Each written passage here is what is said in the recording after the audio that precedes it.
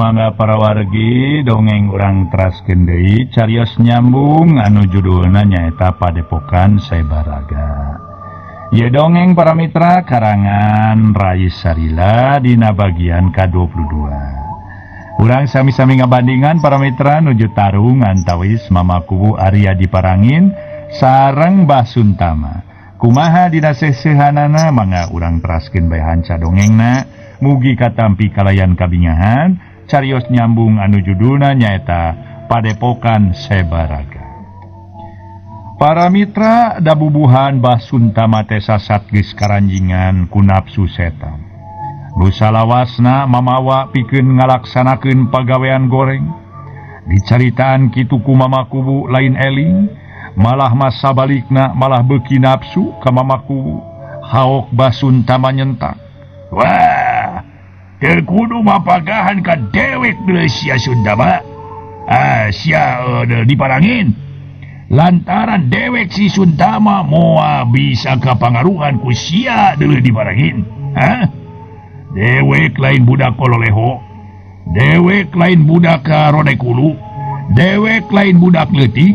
Dewek lain budak kamari sore nu mau kene bau kene jaringau deuleu. Dewek saurang kolot legok tapak genteng kadek geus weureuh seubeuh kuluang jeung pangalaman deuleu. Dewek moal kena panasaran saumpama tacan empo sia ngababatang ngabanusan ku tangan dewek deuleu diparangin.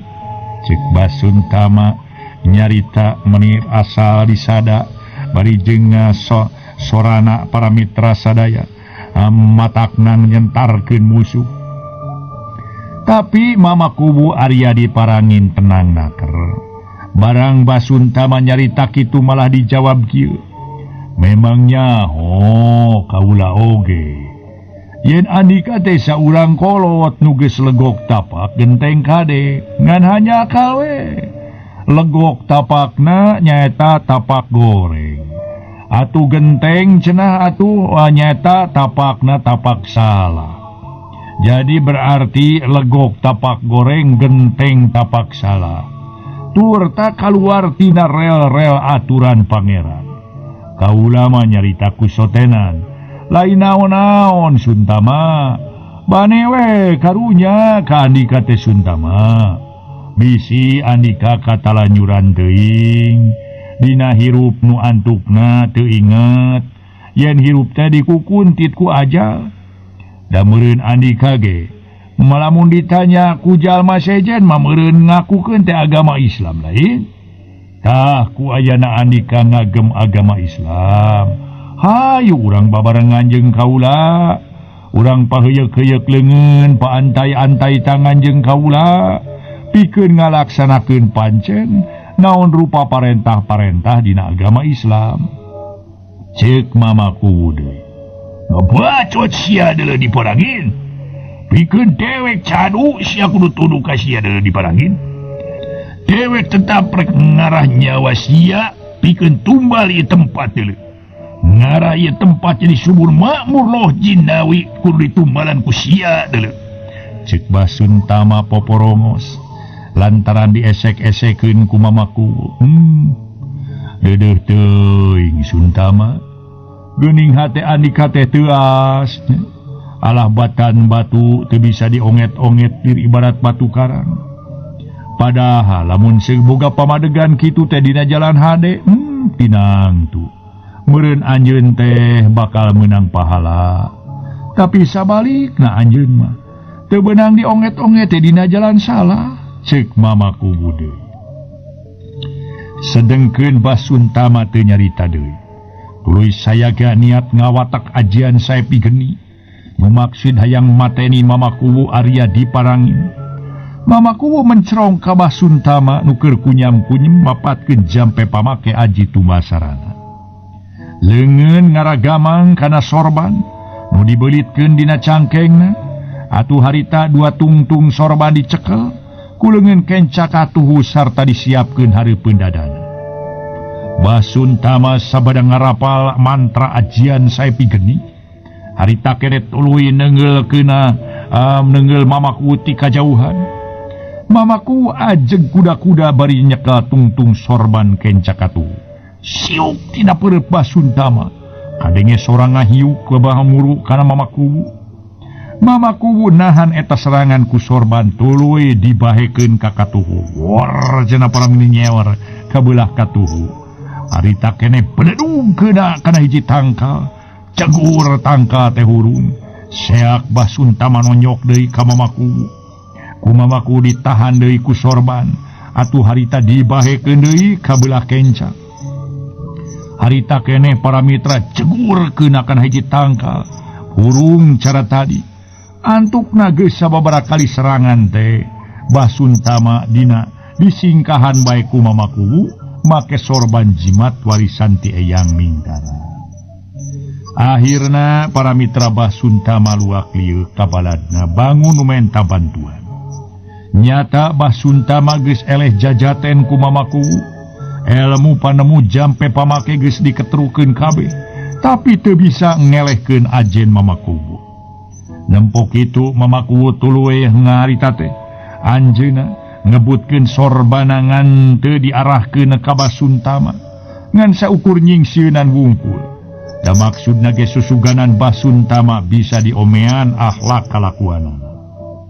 Da atuh Mama Kuwu boga pamadegan yen manusia sakumaha gorengna oge lamun seges selamanehanana bener-bener mah cenah atuh dina ngoning mawana tinang tu hiji waktu baris nuju kana jalan hade.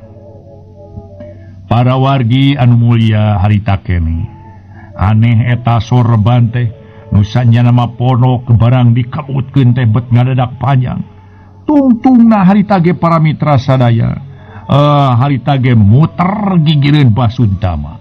Samaruk namanya dirina diserang ku Mama Kuwu. Cileng-cileng Basuntama luncat nyingkahan tungtung sorban. Atuh harita ge cebet keuna kana hiji tangkal duruk-duruk eta tangkal potong. Seak deui Mama Kuwu ngubetkeun deui sorban bari jeung anger teu diarahkeun ka Basuntama. Ukur gigireunana cileng Basuntama ngagajeleng deui. Cebet kana tangkal hiji deui duruk-duruk eta tangkal teh para mitra rubuh cara tadi. Akhirna Basuntama tuluy luluncatan nyingkahan tungtung sorban anu dibubat babitkeun ku Mama Kuwu. Sora tungtung sorban menipating celegur kawas omak sagara nu kacidatarikna. Basuntama tuluy luluncatan bari jeung hate seber ku mireung hasiatna eta sorban. Anu memang luar biasa hebatna nyaeta sorban anu dipiboga ku Mama Kuwu.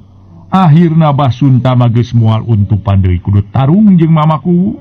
Dina hiji kasempetan Mama Kuwu keur ngobetkeun sorban, celeng Basuntama ngagajeleng, dedeg lumpat ti pakalangan ninggalkeun Mama Kuwu. Montong lumpat sia Suntama. Cenah Anika terek mayahan diri kaula lain. Dagoan sia Suntama, cek Mama Kuwu. Kituna bari ngobetkeun tungtung sorban. Cebet kenakan hiji batu. Belah eta batu teh kakeunaan tungtung sorban belah saharita. Barang nempo batu guruna lumpat ti pakalangan. Ki Gedir jeung sapara kancana harita keneh lumpat tuluy ting deregdeg lalumpatan lantaran sieun ditandasa ku Mama Kuwu. Atuh ukur nyingsieunan Mama Kuwu ge harita teh ngubet hiji tangkal ku tungtung sorban duruk-duruk tangkalna rubuh ningang kanu lalumpatan. Uguh we beuki sarieun bae para mitra. Lalumpatanana beuki tararik bae nyusul guruna nu geus leuwih ti heula kabur. Mama Kuwu ukur mencrong kanu pating belecir bari gogodeg. Kituna teh bari mesem. Ngarasa lucu ku polah Basuntama sapara kancana ngadon malabur ninggalkeun pakalangan. Dedeuh teuing Suntama. Dedeuh teuing Suntama. Geuning kalakuan anjeun teh tiba heula nepi ka ayeuna teu robah-robah. Anger we ngagugulukeun kajahatan jeung kadugalan. Muga-muga we tu anjeun teh sing daek babalik pikir, sing daek ninggalkeun kalakuan anjeun ka tukang-tukang.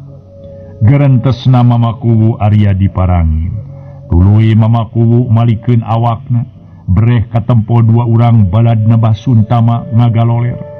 Horeng nu tadi disabat sukunaku bedog teh beunang ngarebut teh ya. Harita para mitra masih keneh ngagaloler. Mamaku lempang nyamperkeun ka eta dua jalma. Ngaso heula para mitra, ngaso heula ngaso.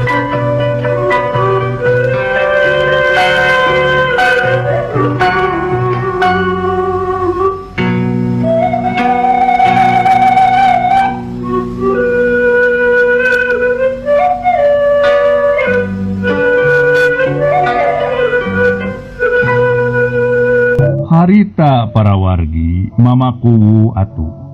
Lempang mamaku teh nyamperkeun ka eta dua jalma. Puguh we dua jalma meuni sarieun lantaran sok sieun maranehna duaan dipateni ku mamaku.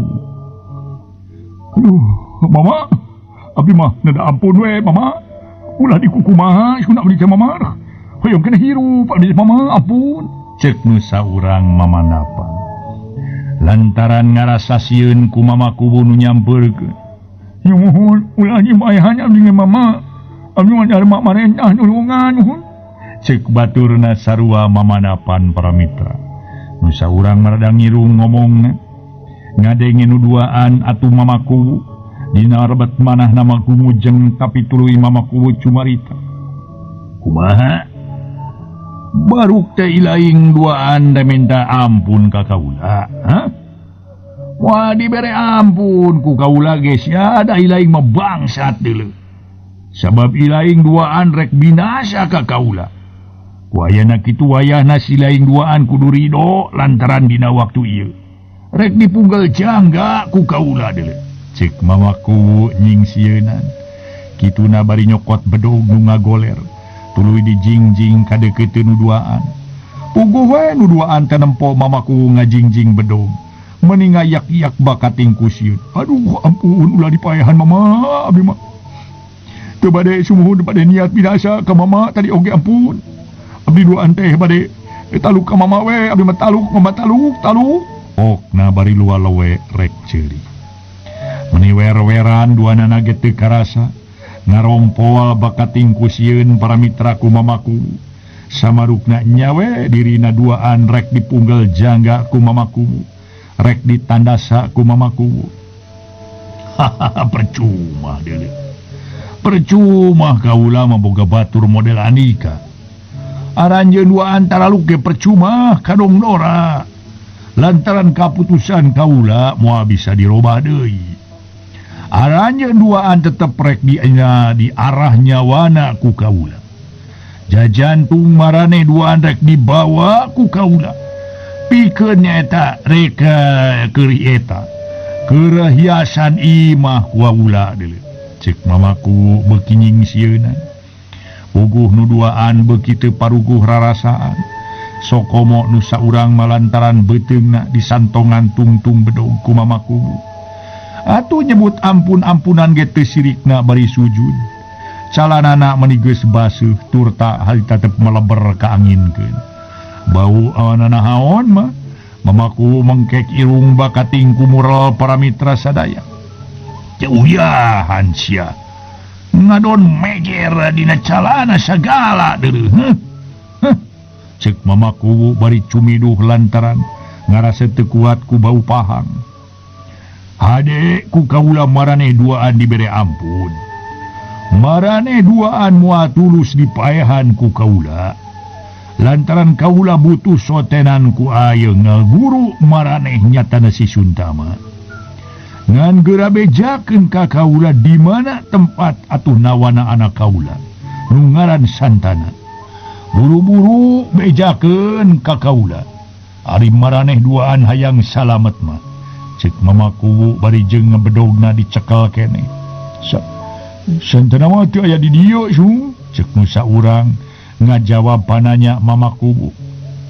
Montong ngabohong sia. Apaan cenah anak kaula ditahan ku guru Aranika? Pok bejakeun ka kaula ayeuna kene. Di mana tempat nahana anak kaula?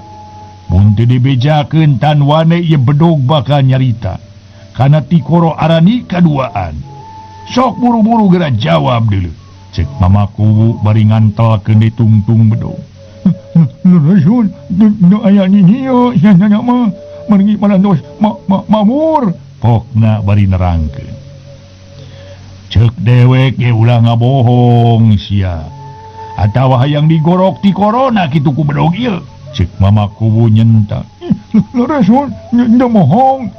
Jandanya tos makmur tadi anjing. Kali nu makmur nate. Cek batur nanguatan. Kitu nate bari tutunjuk. Nu bener sia, cek mama kuwu deui. Kang naon atuh abi ngabohong sun. Leres santana tadi anjing kabur. Di udah ge teu kapenak sakumaha nu dicarioskeun ku rencangan abdi bieu. Cenah mah ngayakinkeun para mitra. Mama kuwu ngahuleng sakedapan, red kanuduaan, pok cumarita. Ade, kaula percaya kana caritaan aranjeun duaan. Ayeuna kaula dek mulang, tapi lamun anak kaula eueuh di lembur. Ngandung harti maraneh duaan geus ngabohong ka kaula. Kaula tangtu bakal datang deui ka ieu tempat. Pikeun nyokot sirah-sirah arani kaduaan deui. Cek mama kuwu. Leres mama kuwu abi mah teu ngabohong henteu. Atuh punun santana teh tos mabur, pokona mamuhun mabur suhun. Pokna beuki ngayakinkeun para wargi sadaya. Jadi benernya anak kuring geus kabur ti ieu patempatan. Cek mama kuwu deui bangun anu kurang yakin. Sumuhun mama leres pisan. Upami kirang percanten mah mangawe atuh parios. Tuh da kawit nama dikeremna teh di kamar nu itu tuh. Pokna bari nunjuk ka hiji kamar. Ngaso heula para wargi.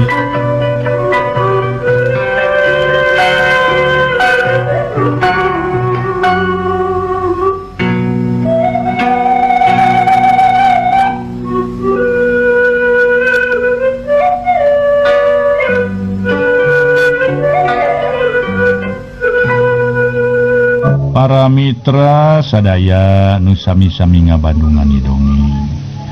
Mama kuwu ungut-ungutan tuluy ngareret kana kamar nu dituduhkeun ku eta jalma. Sanggeus kitu mah teu ngareret deui kanuduaan tuluy mama kuwu ngaleos ningalkeun nuduaan. Ngagedi niat mulang lantaran cenah santana geus kabur. Nu ceuk pamikir mama kuwu kana tangtu santana geus mulang. Geus meh wanci magriba atuh kaayaan teh. Tapi mama kuwu tuluy lempang asup ka pileuweungan. Tayak karingrang tayak kakeueung pikeun mama kuwu najan kudu nyorang leuweung luang liwung. Sok sanajan tengah peuting ge. Lantaran apan hal eta lain hal anu aneh pikeun mama kuwu mah. Dina mangsa keur ngajawara mah di pileuweungan jeung tempat-tempat nu saranget teh geus bisa disebutkeun biasa pikeun mama kuwu. Teu kudu dicaturkeun deui kumaha perjalanan mama kuwu pikeun muru ka Karang Kamulyan. Caturkeun liwat Isa mama kuwu karek anyog ka tapal wates pakuwon Karang Kamulyan. Pohara tiis comrekna kaayaan teh. Puguh we mama kuwu rada kaget. Lantaran tara biasana kaayaan pilemburan beti iseun samodel kitu. Dina keur leumpang teh kadenge sora nu gegerungan. Mama kuwu ngarenjag tuluy ngareret kalebah datang nasora. Breh katempo kawas jelema ngagoler. Mama kuwu sakedapan olohok bengong. Olohok ngemang kadu tuluy nyampeurkeun kadu keur ngagoler. Horeng teh nyawe. Saurang warga tina sukuna katempo baloboran ku getih. Kunaon Uja? Mang Uja, kunaon ieu teh? Mang Uja geuning getihan kitu, ceuk mama kuwu. Bari cingogo mencrong ka Mang Uja nu ngagoler. Aduh tiwas mama, tiwas. Daerah urang teh tiwas mama, tiwas. Ceuk Mang Uja. Tuluy maksakeun maneh hudang. Diu kebari suku nu getihan mah disanghunjarkeun. Tiwas. Tiwas kumaha Mang Uja? Jeung eta naon atuh sababna Mang Uja? Na Mang Uja teh nu ngabegal atawa kumaha? Cek mama kuwu semureuwas. Aduh mama, pemengkon urang teh nu ngarurug mama. Balad-balad basunta mah ti muka poleng daratang ka dieu. Kalawan ngaruksak sababaraha urang warga carila ka mama. cek Mang Uja nerangkeun. Atuh puguh we mamaku pohara ngaranyugna ngadenge katerangan ti Mang Uja nu cenah mah balad-balad basan Suntama geus ngaruksak wewengkon. Astagfirullahalazim, ya Allah. Wanci kumaha Mang Uja? Cek mamaku. Tadi mama waktu warga nuju ngalakonan salat maghrib aranjeuna kada datang teh, cek Mang Uja deui. Mamaku reupkeun kerai pias ngadenge eta keterangan pohara ngarasa nafsuna ka Bah Suntama nu geus marentahkeun balad-balad napikeun ngaruksak wewengkonna. Kurang ajar sia Suntama. Bener-bener anjeun hayang ngapuas ka diri kaula. Nyaho nu ngaruksak wewengkon kaula mah. Kaduhung anjeun teu dipateni ku kaula tadi teh. Nyaho ngaruksak tempat kaula mah anjeun teh. Suntama. Garentas mamaku ngageremet ka Bah Suntama nu geus nganiaya wargana. Teuing poho, teuing kumaha atawa teuing memang kalimpudan ku nafsu. Nu ngalantarankeun mamaku teu inget ka Mang Uja nu ngagoler. Mamaku ngagidig maksudna rek mariksa kaayaan daerahna nu tas diranyaku para durjana. Kacida beuki nafsuna ku nempo kaayaan sokomo ngarasa ngahelas ku ngadenge laporan bandana dirampas. Jeung aya tiluan nu nyaritakeun yen anakna awewe leungit dipaling ku bangsa.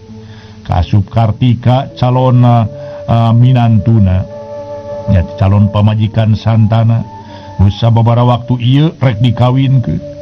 Geus teu bisa dicaturkeun deui kumaha tagiwurna hate mamaku ku mireungeuh eta kaayaan. Sababaraha imah ruksak asup imah mamaku pribadi. Tuna kaayaan mamaku katut warga Karang Kamulian nuker ngumbar kabingung jeung kasedih lantaran menang kacilakaan diranjah ku bangsa imungkal poleng. Ayeuna urang kocapkeun kaayaan santana nu kalangsu teu apal ka mana nu kudu dituju. Teu apa jalan mana nu rek disorang pikeun mulang. Teu apa naha kudu ka mana dina poe harita manehanana nujuna. Naha ka kaler, naha ka kidul, naha ka kulon, naha ka wetan. Sapeupeting santana kukurusukan di tengah leuweung luang liwung. Leuweung ganggong simagonggong, sora maung geus teu dipika paur, sora aja geus teu dipake karempan, surili teu dipake inggis. Santana tuluy lempang bari ukur di caangan ku reyem-reyem cahaya bulan nu mampu asup nembus rembet nadang daunan. Sakapeung-kepeungeun santana kudu muntang kana akar, sakapeung-kapeung kudu luncat tina gawir. Ngaso heula para mitra, ngaso heula ngaso.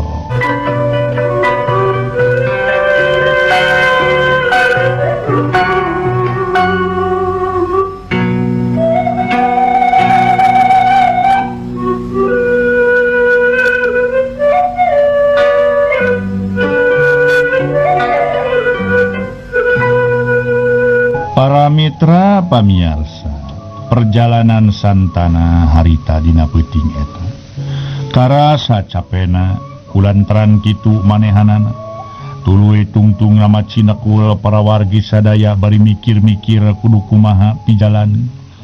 Jeung deui dina kaayaan peuting manehna teu nyaho kaler jeung kidul, teu nyaho wetan jeung kulon.